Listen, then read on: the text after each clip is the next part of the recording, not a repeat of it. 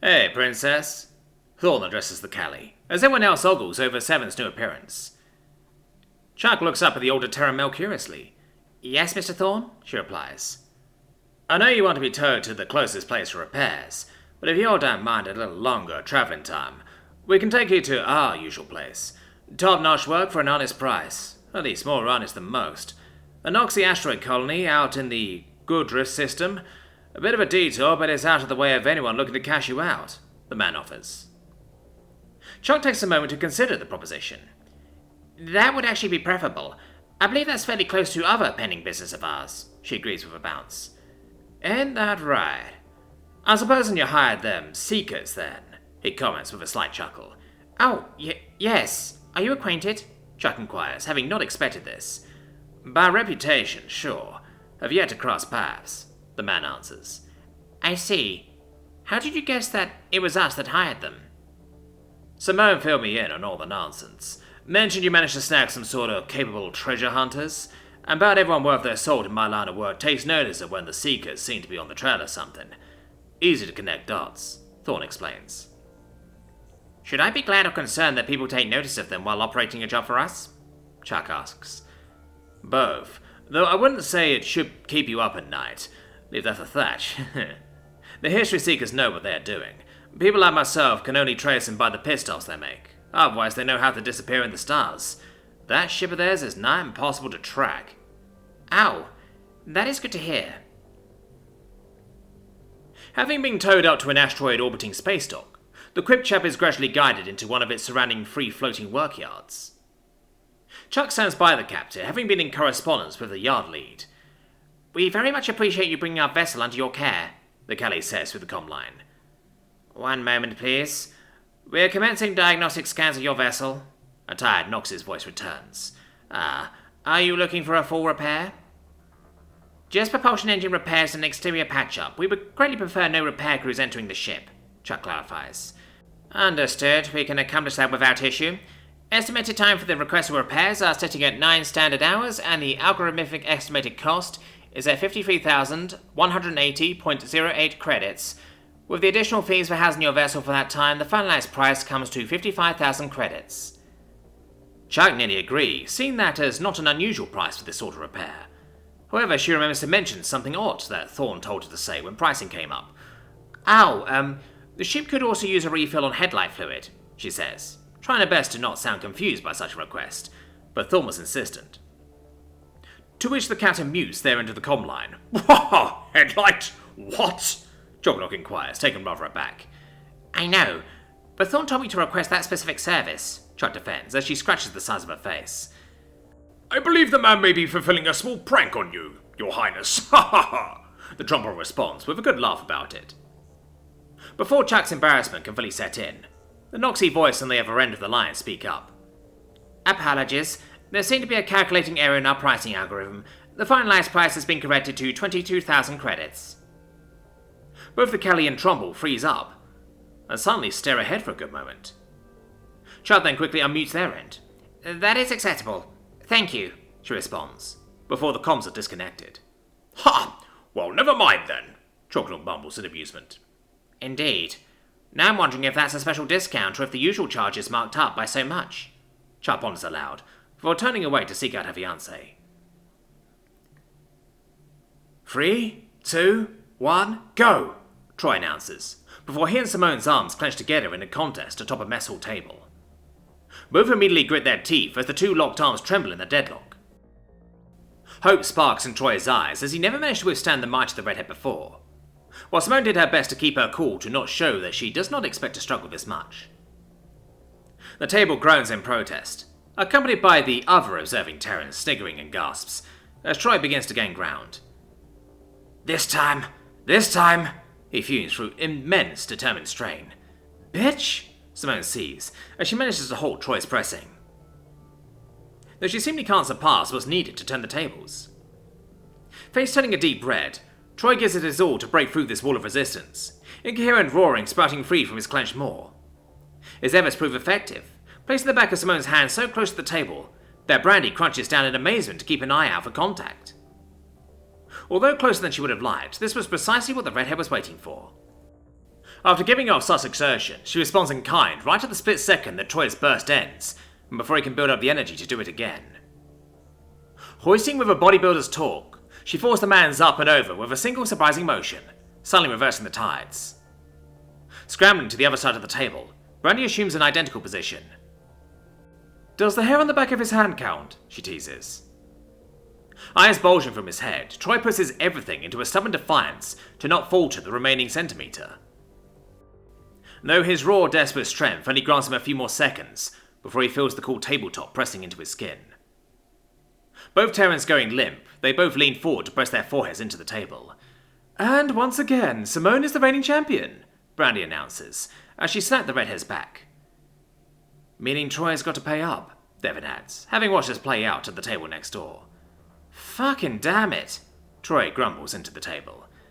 "That's what you get when you bet on yourself," Devon replies. "But everyone else betted on Simone," Troy counters. "Because you brought up betting. Who else were we going to bet on?" Devon says with a smirk that implies a snigger. "Damn it, I was so close," the young man utters as he taps his forehead against the table.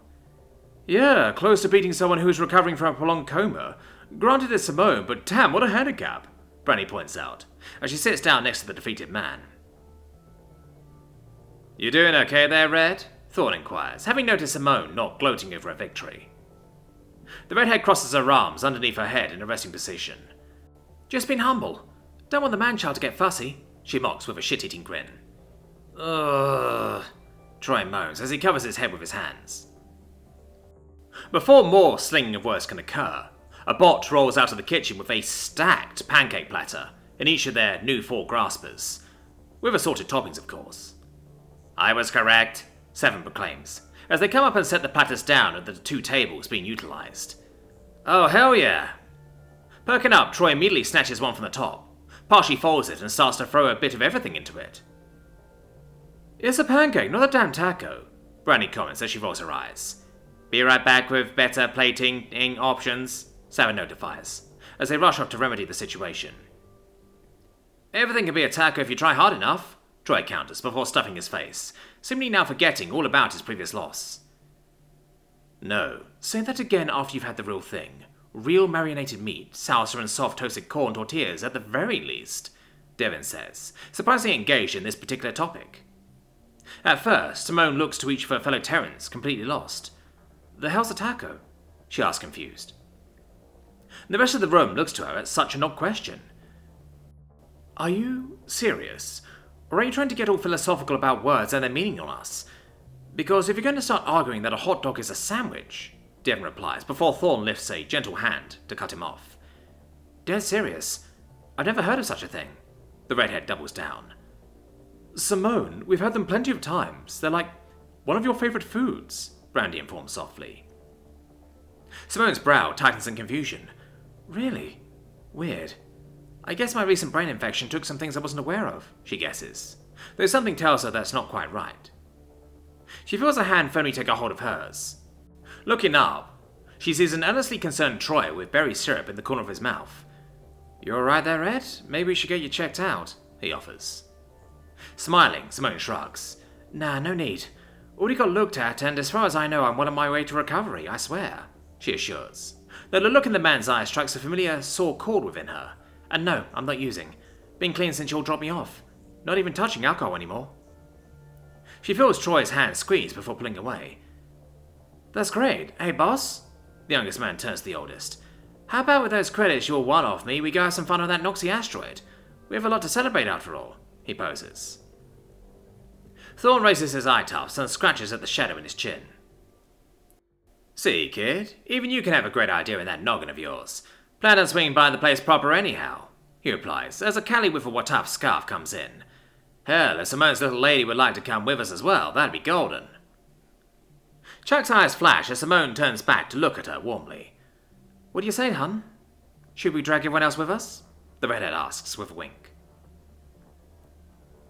The somewhat crowded shuttle flies into an available airlock and docks sideways into it. After several checks on the Noxie colony's end, the doors are permitted to open, granting access to an automated check-in lobby. The entirety of 2 crews wander in, Possibly one of the strangest sights to whomever is monitoring the security footage. However, they are unimpeded in accessing the elevator that goes up to the trade and commercial districts.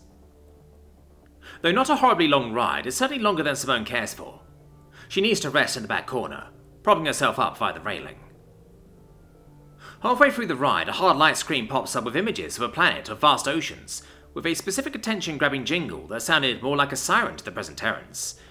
In the lower corner, where the highlighted topic presents itself, the Terran Union symbol pops in. Thorn sighed. "What did the Union do now?" he mumbles as he crosses his arms tiredly. Most eyes turn to the screen with a wide array of curiosities. "Significant Central Galactic Affairs update," an artificial voice speaks up. "It has been uncovered that the trooper governing bodies have been secretly enslaving a previously unknown sapient species in their world's underground cities." "The fuck?" Simone says, her full attention now on the screen. "This is an unprecedented discovery, and Central Galactic has taken swift action in freezing trooper trade lines and sending in a liberation fleet. It is hoped and expected that the trooper government will stand down and comply and free millions of slaves. Not much is yet known of this species, other than that they are in some manner related to trooper, and have been given the name Squilla. Central representatives assure that they do not suspect the general trooper populace was aware of such a major infringement of galactic law. However, there are those that are skeptical considering the scale of this travesty. In response, the Terran Union leader, Valeria Bernal, has rashly spoken out against Central Galactic, making unfounded claims that they are hypocritical and must have known about what the trooper government was hiding to some degree. She did not elaborate her claim about why Central is being hypocritical. Some expect these statements may further create division between Central Galactic and the Terran Union. More information on both situations will be provided once more is clearly understood. With that, the screen blinks away. "That's heavy. Wow. Slaves?" Troy comments. "Never in my long life. The trooper black market was a known problem, but this?" Chognos says in complete astonishment. "Indeed. I hope for the best outcome, of course, but this is going to send ripples throughout all of Central," Finn adds. "Slave? Not great word. Ownership of other person? Like animal? Scary," Nordin attempts to articulate. Sven's jaw clenches and audibly pops. "It's disgusting. On top of that, the media can't help but connect the Union to it too, or imply that a vaguely spicy political comment is of any degree close to a whole people being enslaved for who knows how fucking long. Why the hell did they plaster the Union symbol and not the troopers? Fucking hell," she utters, an unusually dark look coming over her face. "Because they have a narrative to spin, and they want eyes on the screen," Devin answers. "But what matters is that they were found out, and suffering people will be helped," he adds, directing his eyes to Simone.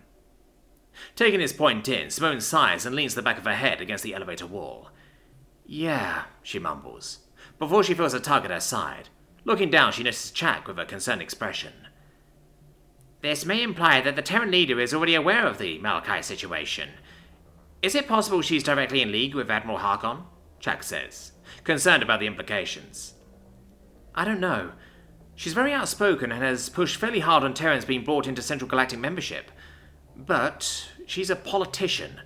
Some of the most violent, untrustworthy kinds of people. So it's possible," Simone reasons. Chuck blankly blinks up at Simone for a few standard seconds. The tiefling within her hood peeks out, sensing the odd tension in the air. "You don't count as a politician," the redhead says quickly. Chuck's red eyes narrow in suspicion. "Oh? How so?" she fishes. "Because you don't want that position. And you're too cute," Simone teases, as she wraps an arm around the Callie.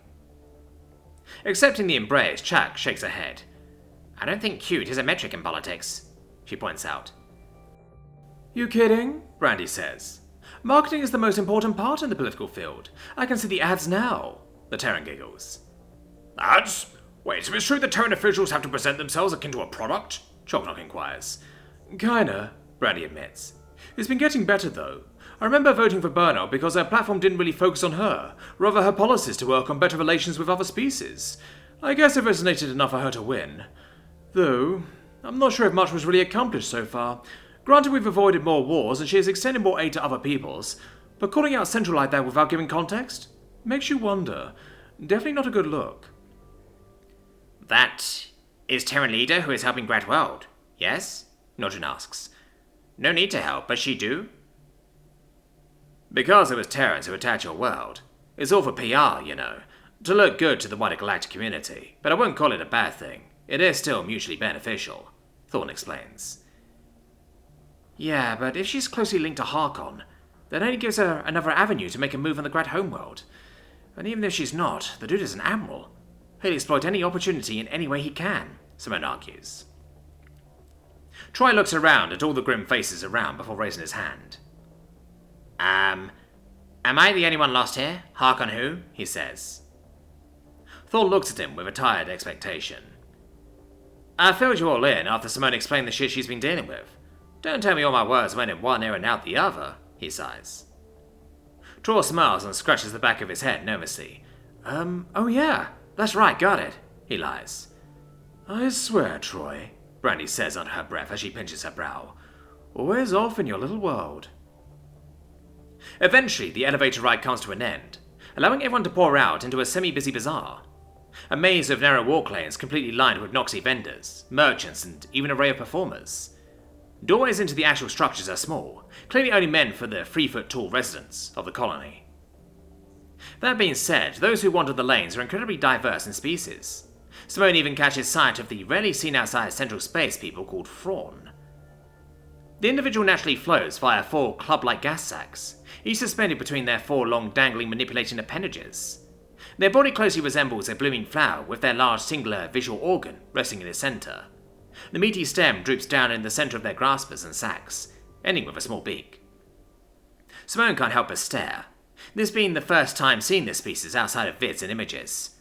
If she recalls her history classes correctly, the Thrawn were the second species to join the Central Galactic Government, establishing the current banking systems and systematic networks. They were just as delicate as the Trouba, but far more isolationist, preferring to hire other, more durable species to represent their affairs in person, if simple communications were not sufficient. Yet here was one, seemingly uncaring with the people brushing on by, while they haggle with a Noxie stall owner over what looks to be retrofitted datapads. Goes to show how old my people really are, Finn speaks up next to the staring redhead. Jumping a bit, Simone looks down at the man. What do you mean? She asks. Look around. The Noxie people are so tethered to the people of this universe, so intricately woven in connections which span several millennia, that any and all creeds find themselves wandering colonies like this one. We might as well be the stars themselves, seem to always have been here. We may not have our homeworld anymore, but we are not any less a core pillar in the stars. A splendid existence, if you ask me. Do you think Terrans have a chance following your people's footsteps? Copied your homework and booted our homeworld already, Simone jests. Though initially amused, Ving becomes contemplative. Funny. That's precisely what my book is to be about, at least in part, Finn replies earnestly. Really? Indeed. Though I have my doubts if Terrans will follow the Nox's footsteps. Far too volatile in comparison. Though I do believe your people in one way or another will leave a mark on the universe that will last far beyond the time you are gone, the Doctor answers. Well, we are good at blowing things up, Simone grants. Not quite what I meant. I truly believe your people have so much to give to the stars, more than your military might. All that needs to happen is for Central to open their arms to the Terrans joining, Bing clarifies. Fat chance, Simone dismisses, though curiosity gets the better of her. But what do you think we can offer? Vin smiles and pats the back of Simone's calf. Exactly what you offer, Simone, he simply puts it. Not sure if I'm a good metric for an entire species, the Terran argues. No, but you can still represent the best parts, Vin assures, before waddling away. Simone watches the Doctor reconvene with Seven, who's already wandering to a nearby produce stand. And then she notices that everybody was splitting ways to see something that catches their eyes. Even Jack was curiously tapping away at a slow pace. Rolling her eyes, Simone sends a message to her crew, and her old Terran buds. Go have fun but remain in contact. Creep Chat crew, I want you to check in with me every 20 standard minutes. If you don't, I won't hesitate calling you. Got it? Though everyone messages back in the affirmative real quickly, they get out of her line of sight just as fast. We'll keep an eye out for you, don't worry, Thor messages in return. Finding that as a genuine relief, Simone picks up her pace to stay by her Callie's side. Oh, Simone, look at these blankets. They're made from ultra belly fur. We should get one for SJ, the Callie excitedly chirps, pointing up at a selection of beautifully patterned sheets. Oh, and maybe one for us, of course. Oh my goodness, Simone, they would be perfect for movie nights. The Terran watches the Callie speak, instantly being taken back to being dragged along on Kamoy. The first time she really spent time with the princess, Simone remembers how much she didn't want to participate in the market, thinking it to be something to endure for a paid job. But now, she's standing in a far bigger market, right next to the very same woman who still has that adorable enthusiasm for the good she sees. Despite everything that both of them have been through, they ended up healing far more than hurting, and they've hurt a lot. The two have grown past who they once were, and yet, still felt like they were themselves. Because in all honesty, Simone still definitely dreads this shopping experience. Her eyes land on SJ, peeking their head out from the hood again to observe the visually interesting place they are in. No, Simone was different. Before she knew it, she was a fiancée and a fucking mum. Things she never actually expected to be, but have always wanted. Even though a metric fuckton of shit is going to repeatedly hit the fan in her future, she won't trade this life for anything, and damn it, she was going to enjoy it. Fuck? Yes. Let's get him an orange one. See if we can't find one that matches their mum's jacket.